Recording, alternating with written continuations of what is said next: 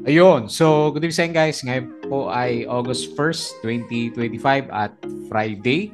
So, finally nagkaroon ng bounce yung index natin. Dire-diretso yung yung laglag natin. So, naging good catalyst yung yung volume na pumasok sa market natin kahapon. So, nag-bounce tayo and then nag-close tayo ng 6,306.13. So, yung index natin gumalaw ng konti, 0.85%. Siguro si GGS, no? Umakyat kanina eh. SM, umakyat din pala, oh. Nag 2% din siya kanina. Pero net foreign selling tayo ng 54.3 million. So, meron siyang konting net foreign sell. So, laglagan na yata sa US market, di ba? Ilang araw nating nababanggit na overbought yung mga stocks nila doon. Ayan.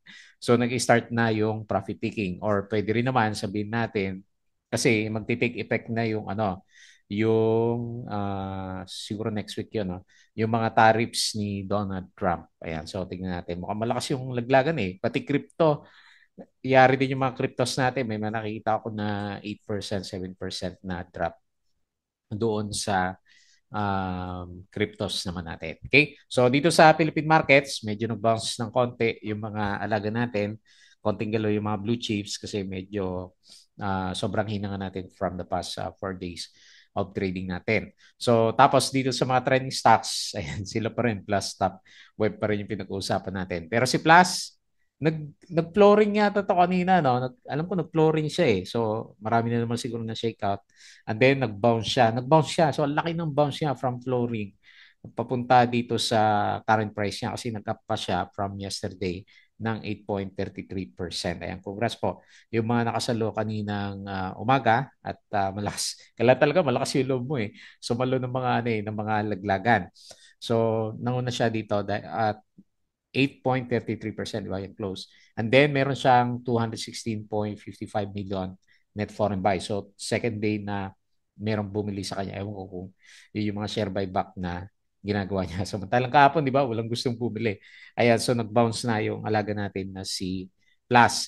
So, yung lumalabas naman na narrative after nung laglagan kahapon, di ba, yung mga usapan sa hearing, di ba, with regards sa mga online gambling natin, napaka-negative. Tapos kanina, yung sa mga nakita ko, yung press secretary natin, di ba, si Madam, sinasabi niya na merong differentiation yung illegal at saka yung legal na online gambling. So, nangangamoy bounce kaya umakyat siguro itong si Plus. Okay. And then si top natin, nag-close 2.41%, lumalaban pa rin. Kanina umaga mataas to eh. So, nag-Dow G na naman ba kanina? So, 2.41% and meron siyang 2.98 million net foreign buy. Tapos si Mark Ventures, ewan ko bakit pinitik to. Ang dami nagpitikan, di ba? Hindi lang naman si Mark Ventures, maraming pumitik. So nag-up siya ng 40%. Sinasabi nila, meron daw siya rare earth metals. So yun yung sinasabi nila. Pero tingin ko ano lang to, pinapump lang. So 40%, tapos si PhilWeb 3.34% bumawi siya. Si Bloom hindi na masyadong gumagalaw eh. So nag-up to ng si Web 3.34% and meron siya 89K net foreign sell. GGS, ito yung mga humila sa blue chips. Wala pa yung summary niya ni Philippine Stock Exchange natin. So nag-up siya ng 5.21% and negative 1.55 million net foreign sell. Si ABA, na nag-drop na. So, profit taking na siya. Negative 5.97%. Ayan. So, kailangan talaga mag-take profits. Meron siyang 206.08 net foreign buy. Okay? So, kahit pa paano, medyo okay naman yung yung private po natin. Ayan. So, disclaimer po ulit sa mga bago sa channel natin. As usual, yung ating review is for education purposes lamang po yan. So, wag mong gagamitin to as a reason para mag-buy, sell, or hold ng stocks. Meron po kasing risk sa market. Due diligence na lang po ako ng stocks ha. Kung ano po bahala mag-trade ko anong gusto mong stock. At then follow mo po ako dito sa ating Palawi Trader na YouTube channel. Subscribe ka lang para updated ka sa mga reviews natin or kung sa mga guide. Join ka dito sa trading community natin. Ayan. So, enjoy mga kasama natin. So, yung mga nakasubscribe, maraming salamat po dun sa mga usual na viewers. Ayan. So, 1.2K. Okay na yan. Basta above 1K, di ba? Ayan. Company reviews, yung mga sample trade sa market. Ayan, weekends naman. So, aral na naman tayo dito sa market. Basic indicators, technical analysis, fundamentals, human risk management, plus basic learnings dito sa market naman. Okay? So, double check mo na po yan.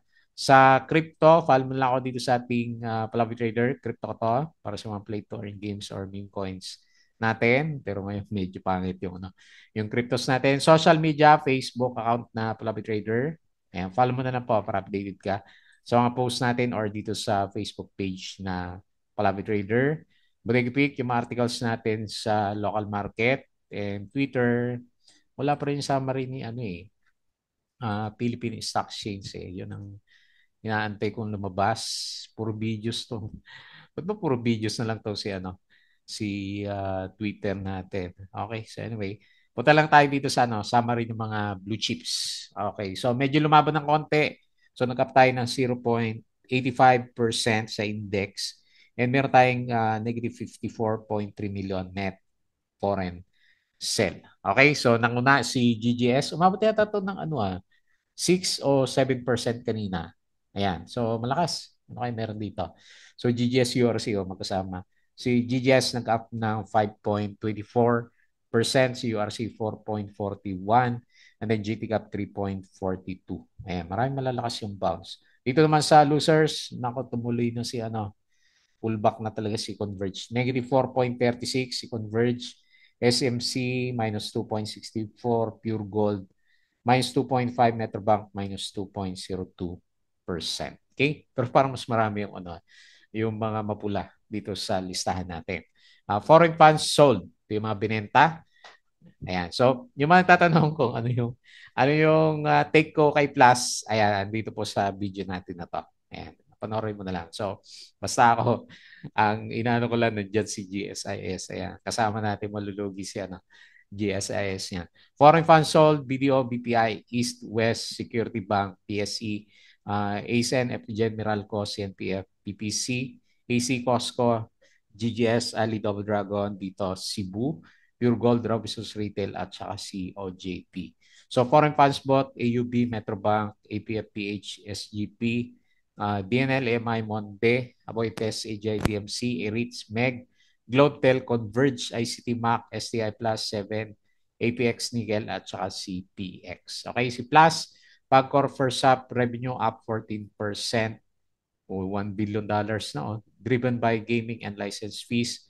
Net income surges 64% despite a few political calls to shut down. The Philippines online gaming industry remains strong. E-games continue to surpass land-based operators. Ayan, talo na nila yung mga casino. Contributing significant to the country's finances. Asan ba siya dito? Saglit. Para makita natin yung epekto. Ilang percent. Nasaan yung ating renewable energy? Nandiyan siya. Social civic projects, government share, board of claims, franchise, sports, malaki din, no?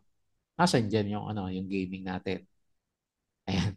Lagay mo na lang sa comment section kung nakita mo, hindi ko makita. Okay? So, yun lang.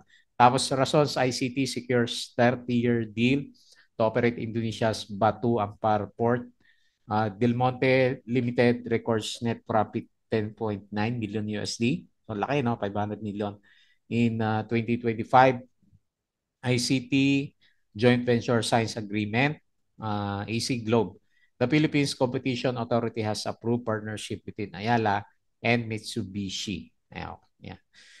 IMI, complete sale of its entire stake in IMI SEC o ZEC Republic. Kaya so binenta na niya. Noong alas 12, GGS yung panalo, Converge. So nabuhusan na pala si Converge. 1.9 lang siya noon eh. Alas 12, nung alas 10 naman umaga, Monday. Okay, Monday yung gumagalaw. And then yung red is, okay, Converge na talaga, 3%. Yung ano niya, alas 11, GGS na. Converge pa rin. At saka Pure Gold yung nagda-drop. Okay? So Meralco has cut its 2024 energy sales. OPM share buyback. Brazil. Okay, ito yung isa nakadagdag sa yung gap down siguro natin kanina umaga. A Brazilian lawmaker is seeking to ban all forms of sports betting and online gaming just months after the industry was legalized. So, grabe man. Kaka-approve lang nila tapos may nag ano ng bill kaagad pero ayun ko mukhang malabo naman yan. Kaka-approve lang niya. Ayan. So tignan na lang natin kasi okay, significant yan kasi may business yan eh. Si Plus dun sa Brazil.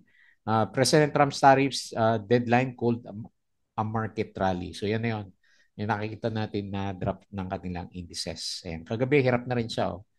So Dow Jones minus 0.74, Nasdaq minus 0.03, S&P minus 0.37. So kung lalabas sila sa US market, pwedeng bumalik ng konti yung mga nakikita natin na net foreign buys sa market natin. Okay?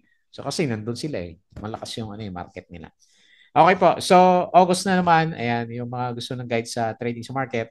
So kung medyo nirapan ka sa trading, sali ka lang po dito sa Patreon channel po natin. Okay? So pwede po kayo magtanong sa akin. Ayan. Bago kayo pumunta doon. Okay. So tingin tayo dito sa galawan sa PSE market. So ano ba meron ngayon? Okay, so nag-close tayo 0.85 and meron tayong 54.3 million net foreign sell. Okay, so lumaban tayo. So babalik tayo sa sideways. Buti na lang medyo lumaban ng konti sa index. So hopefully sa August 23 na lang yung sinasabi nila na ghost month. Pwede mag-bounce and then saka siguro mag-drop yung index natin. Kasi wala tayong masyado nakikita na malalakas na net foreign sell. So mahina pa rin sideways yung yung RSI and ganun din yung MACD. Actually MACD downtrend yung pinapakita ng MACD formation natin. Okay? So tingin tayo sa mga winners. Mark Ventures, pinitik 40%. Tingnan natin kasi may volume siya. So mukhang maganda to by next week. Okay, may kwento. Rare earth daw yung mga metals niya. Tapos si Bright Kindle, pumitik din 24%. So mga obvious na pitikan, IMI, and yun yung catalyst niya siguro. 8.63%, C plus 8.33. Ayun, nag-drop talaga siya, oh. So, sakto dun sa pinaka-support niya dito sa 19, no? Laki niyan kasi although 8% lang yan dito sa previous niya, 25 pesos. Pero nag-drop pa siya ng 19, di ba? So, kung sumalo ka, medyo malakas yung marami nakuha mo sa kanya. GGS 5.24%. Wala siyang net foreign buy. Gusto lang siguro i-breakout. Tapos si URC 4.41 bumalik. Tapos si JT Cap 3.42. Ayun higher low. Si JT Cap. Tapos si Apollo, ayun na, pa-breakout. 3.28% si Upson 2.53. Ayan, gusto din mag-breakout. And lastly, si Jollibee. Ayan, nakita ulit natin. So, 2.49% up. Okay. Next, sa losers, GMAP, minus 8.9%. Si, ano kaya? Hindi ko nakita si GMA7 eh. Ba, lumalaban si GMA7 na. Tapos si ABA, minus 5.97. Ayan, nauntog na. Tapos si Wilcon, negative 5. Ba't kinain din niya yung gain niya kahapon, no? Nawala din siya. Okay, PNP minus 4.76. Okay, pagod na. Kita mo na, puro Dow G at saka red candle. And then lastly, si San Miguel minus 2.64%. Grabe din si San Miguel, oh. Downtrend din yung niya, oh, yung galaw niya. Ba't mapangit ng Philippine markets natin? Okay. So, yun lang yung nakita natin na galawan sa mga big caps at saka winners and losers. Tapos, punta tayo dito sa US market. Ayan. So, mukhang kailangan na magbenta ng mga alaga natin sa US kasi nagkakaroon na siya ng malalakas na drop. Malakas yan, no? So, si S&P Futures minus 0.99. Tama. Percent. Tapos si Dow Futures, negative 0.97. Nasdaq Futures, negative 1.13%. Okay, malakas yata yung drop po. Sa European stocks, malakas din yung drop. Laki yan. Tapos sa Asian, lahat. Asian markets drop din. Okay, so expect medyo malalakas talaga yung mga laglagan dito sa global markets natin. Okay, crypto ganun din. Naku, wala tayong matrade niyan. Bitcoin 114K, ayan 3,678%. Ayan. Papyaw lang si Dodge minus 9%. Oh, dami. takbuhan. Okay, so Bitcoin, balik 114K, Ethereum 3.6K, XRP 2.9, BNB 769, tapos si Sol 167, no? Ayan, so drop na lahat. TRX, ayan, so drop din siya. Okay, so laglag. Nako, balik na kayo sa PSE. Hopefully, mas maganda yung sideways natin kaysa malalakas na ano, drop. Kasi wala na masyadong foreigners eh. Naubos na naman sila eh. Okay, so balik tayo dito and then very quick review lang po sa ano, trending stocks. Okay, so unahin natin si Plus. Lagi na si Plus yung ano, nagtatap dito sa ano, trending stocks natin. Okay, so buti bumalik yung ano, price action niyan. So most likely marami na naman napakat dito kasi ang lalim ng ano eh, lalim ng drop niya, di ba? So simula dito sa peak na to. So halos 50% na yung drinap niya. Pero kanina umaga, nag-drop tayo ng flooring yata to eh. O 27%. Hindi naman flooring po. Pero parang flooring na rin siya. 27%. So nagkaroon siya ng support dito. And then nag-bounce siya pero nag-reject yung ano eh, nag-reject ng konti yung MA9. So anyway, next week natin makikita 'yan kung ano yung sasabihin ng Malacanang ulit siguro no or kung ano mang hearing na pwedeng mangyari sa kanya. So mahirap i-predict yung ano niya kasi nakadepende tayo sa ano eh sa balita na lalabas sa kanya. So anyway, lagay ko na lang dito sa range na to kasi magalaw naman yung price action niya. So balik tayo sa ano 32.7 na resistance pero mababa yung support kasi nga mababa tayo doon. Mali mo triple bottom bago siya umakyat. Ayan. So hindi rin kaya siguro and then kaya din medyo mahirap talaga na ano i-predict yung galaw ng price action niya kasi nagbe-base lang tayo sa balita eh kung ano yung lalabas na ang balita sa kanya. Pag may negative news, ang lakas ng ano ng whipsaw. And then pag may good news, grabe din yung ano yung galawan niya. Ayan. So ngayon parang over the weekends, parang wala masyadong negative news dahil dun sa press conference na yun, di ba? Yung tanong dun sa kay Madam. Ayan. So hindi ko na naipakita dito pero pwede yung tignan sa Investa yung mga usapan. Kasi nung kahapon, di ba laglag si, ano, si Plus and then may tendency na mag-up down nga. Ayan, nag-up down siya. Ang daming bashers talaga na lumalabas doon. So nagbabasa lang ako doon. So grabe yung ano, yung mga nakikita natin doon na negative. Pero ngayon, wala ka naman makikita negative. Puro ano naman, yung mga bulls naman. Ayan. So, anyway. Okay, so matutuwa ka na lang doon sa mga comments doon sa Instagrams natin. Okay, so based dito sa galaw on the recovery ulit, si Plus. So, kung may negative news, expect may mga volatility pa na lalabas sa kanya. So, tingnan natin kasi hindi natin ma-predict yung ano yung galaw niya. Pero syempre, bearish yung ano niya. Kung buong picture, yung titignan mo sa kanya, syempre bearish siya. Kasi lower, ano siya, lower low yung nangyari sa kanya. Okay, so tanggalin ko to kasi kung may good news, pwede mag-spike ulit yung price action niya. So nag-close tayo 27.3 at nag-up siya ng 8.3%. Pero yung ginalaw niya mula dun sa gap down, kasi ang basis ng gain natin is doon sa pinakamababa eh. So, 40% yung ginano niya. O, matakin mo. So, kung sumalo ka doon sa opening niya. Okay? So, tapos isang good sign, second day, no, na net foreign buy, meron siya ngayon 216.55 million. Okay? Bantay-bantay ulit tayo ng balita over the weekends. Mainit na naman to by next week. Okay po. So, next, si Top. Ano, nag-top na ba talaga? Na Dow G ulit. Ayan. Pero gumalaw naman siya. Lumalaban yung ano MA9 natin. So, ganyan na lang. Parang sideways, no? Pero medyo bearish nga yung ano, yung candle natin. So, going pa rin yung correction ng RSI. Ayan. So, makita mo may konting divergence pa rin tayo dito, no?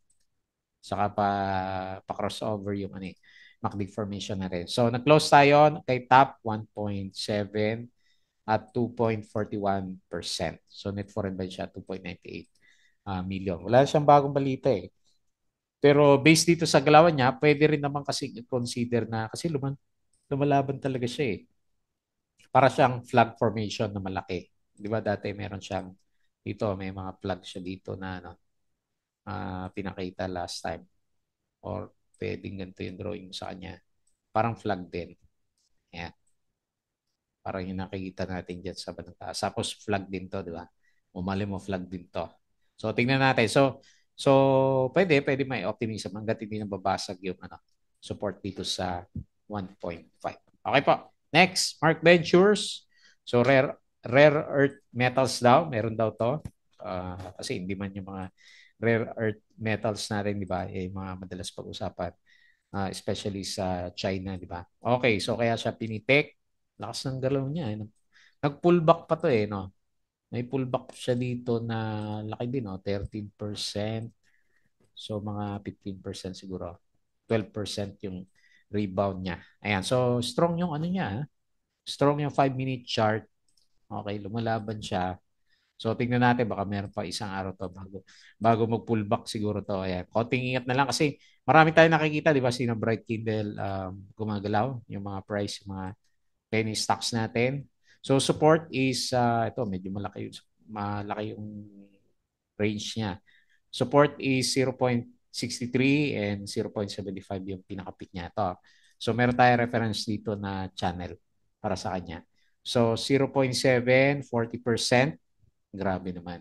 Congrats sa mga naka-timing, 178K net foreign buy. Okay, so hindi na kaya ng indicator. Ayun, no? RSI 81 kaagad at parabolic yung galaw natin sa kanya. Okay? So, tingnan natin kung meron pa isang pick bago mag-profit taking. Next, PhilWeb. Okay? So, kung may good news si Plus, may good news din si PhilWeb. Pero kung titignan mo, parang lumalaban pa rin yung niya, oh. Yung pinaka price action niya, no? Nakita mo, oh. Nagpaparabolic pa nga yung galaw niya. Hindi, parang gustong mag-breakout ulit. O baka magbe-breakout to basta may good news si Plus. Kasi bullish yung niya, oh. Bullish yung mga indicators niya, price action, MACD, di ba? Tapos buhay din siya kasi may volume din siya. Ayan. Kaya lang magalaw nga lang talaga yung price action. Okay, so on the way ulit sa breakout, si Web. Tignan natin ba next week, nag-close na 3.4, 3.34% up and meron siyang 89.15K net foreign sell.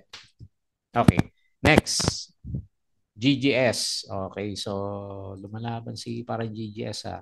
Pangatlong beses na, no? 1, 2, 3. Tingnan natin by next week kung tutuluyan na rin niya yung breakout niya. Oh, maganda yung pinapakita niya kasi higher low, di ba? Ayun, no? So, pero malayo pa lalakbay nitong si GGS natin. Okay, hopefully tuloy-tuloy yung galaw natin sa kanya. Magkano ba to? 2%. May pampalubag-loob na 2% dividend si GGS. Okay, so nasa bull side din yung niya, oh. Yung RSI niya, oh. Medyo bullish din siya. And then, yung MACD nagsa-sideways lang. Yung pinaka-main na itsura niya. Okay, pero yung price action niya pataas. So, lumalaban. Okay. So, 22.1 yung closing, 5.24% close. Negative. Wala lang foreigners. Negative 1.55 million. And then lastly, okay, si ABA natin. Nangyari dito. Okay, profit taking. So, nabigatan na siya yung Dow Jones niya kahapon. Okay, tinaas ko pa naman kahapon dito sa 0.7273. Okay, nauntog na. Pero tignan natin, malam mo, ito yung buong picture niya, di ba? Bago siya mag-recover. So, hopefully, hindi na mag-retest dito sa support, 0.55. Medyo malalim din ng konti. Yung pinaka-support niya, 56, no? So, sakto. Pasang awa, no? O hindi, nasa 48 pala yung RSI niya. Tingnan natin kasi nasa recovery naman na yung MACD formation ni ABA natin. Okay? So, ganyan lang muna. Naghahanap ng support ulit si ABA. Parang na-stranded tayo dito sa range na to. Ito, may range tong gap area natin sa kanya. Okay, so 0.63 yung closing, negative 5.97% and 206K net foreign buy. Okay po. So sa mga kagaya natin na plus holders, makakahinga tayo ng maluwag kasi medyo nag-subside yung pessimism sa kanya. So maganda na nakikita natin sa kanya is yung kasi kung talagang ayaw ni BBM, di ba? Antimano, sasabihin niya talaga kasi ganun ang ginawa sa mga isabong tsaka sa sa Pogos, di ba?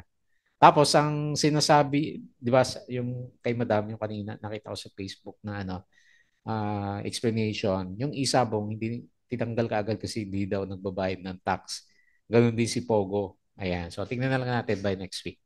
Tapos sa blue chips, wala. Talagang tenga yung mga blue chips natin. Ayan, sideways yung From February hanggang July.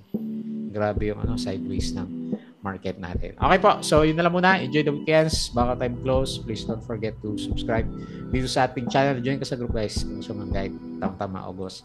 Crypto ko to. Follow mo na lang Facebook account, Facebook page, Bodegapeak, Twitter, and Patreon sa mga gusto ng guide. Sali lang po kayo dito. Okay? So yun lang. Maraming salamat. Happy weekends po.